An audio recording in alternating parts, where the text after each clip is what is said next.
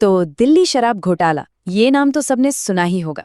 पर कोर्ट के आखिरी फैसले के पीछे की असली कहानी क्या है?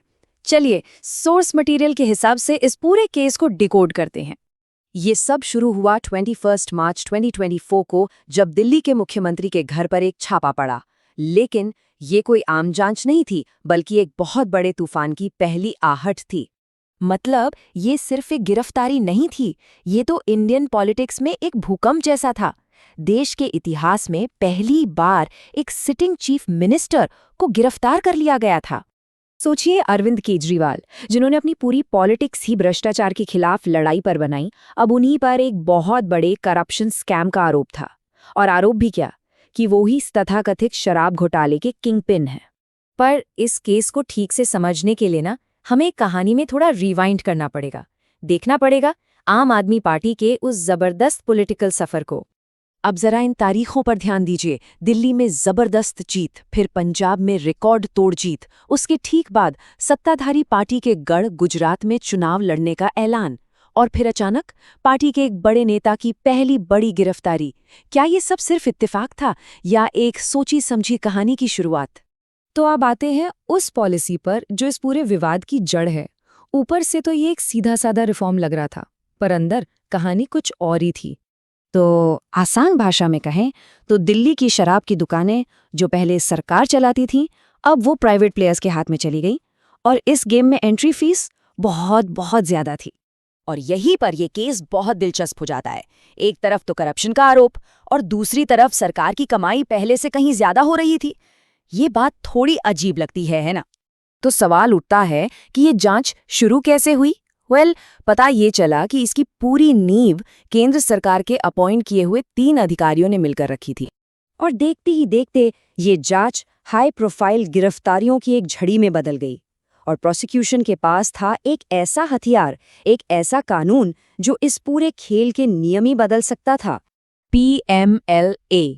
इस कानून को समझना बहुत जरूरी है, क्योंकि ये कोई आम कानून नहीं है। इसे एक कानूनी ब्रह्मास्त्र समझिए।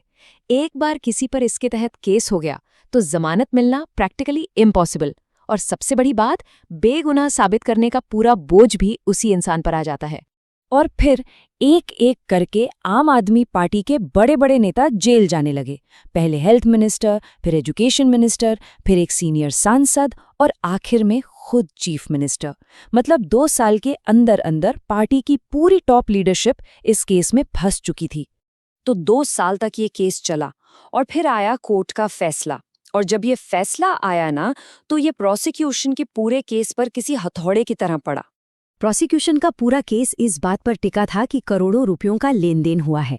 तो अब सवाल था कि कोर्ट में इसके लिए क्या सबूत पेश किए गए, और जो सबूत सामने आए वो वाकई हैरान करने वाले थे। तो सबूत के तौर पर क्या था? कागज के कुछ टुकड़े, उन पर पेंसिल से लिखे कुछ नोट्स, और तो और 10 में से 4 लेन देन का तो कोई रिकॉर्ड ही नहीं था। कोर्ट ने इन चीजों को सबूत मानने से साफ इनकार कर दिया और उन्हें पूरी तरह बेबुनियाद बताया। ये प्रोसिक्यूशन के लिए एक बहुत बड़ा झटका था। जज ने एक बहुत ही तीखी टिप्पणी की। उन्होंने कहा, सप्रेशन बाय ऑब्सक्योरिटी। मतलब सीबीआई पर यह आरोप लगा कि उन्होंने जानबूझकर आरोपी के पक्ष वाले सबूतों को 14,000 से ज्यादा ईमेल्स के ढेर में कहीं दफना दिया। सोचिए, भूसे के ढेर में सुई छिपाने जैसा, ताकि वो कभी मिले ही नहीं। और फिर सामने आया एक ऐसा मनी ट्रेल जो पूरे केस का सबसे बड़ा ट्विस्ट था। लेकिन ये मनी ट्रेल एएपी की तरफ नहीं, बल्कि रूलिंग पार्टी बीजेपी की तरफ इशारा कर रहा था। कहानी ये थी कि एक मुख्य गवाह को पहले गिरफ्तार किया जाता है, फिर उसकी कंपनी इलेक्टोरल बॉन्ड्स के जरिए रूलिंग पार्टी को करोड़ों का चंदा देती है, और वो गवाह सरकारी गवाह बन जाता है। ये एक ऐसा खुलासा था जिसने पूरे केस का रुख ही मोड़ दिया। कोर्ट की फाइनल टिप्पणी बहुत बहुत तीखी थी।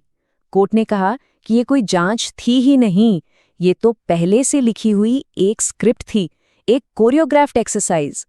ये आरोप इतने संगीन थे कि कोर्ट ने मेन सीबीआई इन्वेस्टिगेटिंग ऑफिसर के खिलाफ ही डिपार्टमेंटल इंक्वायरी का ऑर्डर दे दिया। लेकिन एक तरफ जहां कोर्ट प्रोसिक्यूशन के केस की धज्जियां उड़ा रहा था, वहीं दूसरी तरफ पॉलिटिकल डैमेज तो पहले ही हो चुका था। अब नतीजा ये हुआ कि पार्टी की पूरी लीडरशिप जेल में थी, गवर्नेंस पर असर पड़ा, और आम आदमी पार्टी अगला चुनाव हार गई। और देखिए, भले ही वोट शेयर का फर्क बहुत मामूली था, पर नतीजा साफ था। 27 साल में पहली बार दिल्ली में बीजेपी की सरकार बनी। तो इससे एक बड़ा सवाल खड़ा होता है, क्या ये एक तरह का टेम्पलेट बन गया है? मतलब पॉलिटिकल ऑपोजिशन को साइडलाइन करने का एक तरीका। एजेंसीज से जांच शुरू करवाओ, मीडिया में एक नैरेटिव बनाओ, नेताओं को जेल में डाल दो, और जब तक कोर्ट का फैसला आता है चुनाव भी हो जाते हैं और सरकार भी बदल जाती है। और आखिर में ये पूरा विश्लेषण हमें सोर्स से मिली एक बहुत गहरी बात पर लाकर छोड़ता है कि जब तानाशाही का खतरा हो तो सिस्टम के अंदर सिर्फ एक सीधी रीढ़ वाला इंसान ही काफी होता है। पर सवाल ये है कि आज की दुनिया में जहां पॉलिटिक्स और कानून एक दूसरे में बुरी तरह उलझ चुके हैं, क्या सिर्फ इतना ही काफी है?